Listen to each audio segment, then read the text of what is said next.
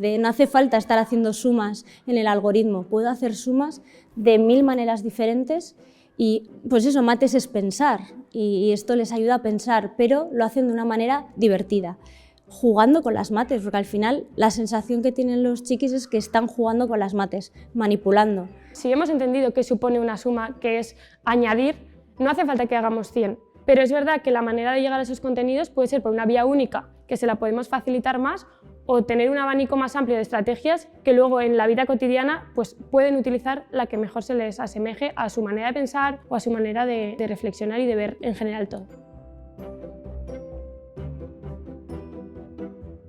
O sea, luego por otro lado estamos muy satisfechos de la respuesta que ha tenido en las familias. Para las familias no tener un libro cualquiera con las actividades y las tablas de multiplicar y no sé qué, que les da seguridad es algo tradicional, y la aceptación de las familias ha sido muy grande, porque los niños venían muy motivados al colegio y han visto que funciona, vemos que funciona.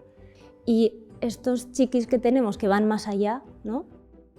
Pueden razonar más allá. Es que al ser actividades y propuestas tan abiertas, abarca pues todo. El que está en el medio, el que va más allá y el que bueno, necesita más tiempo.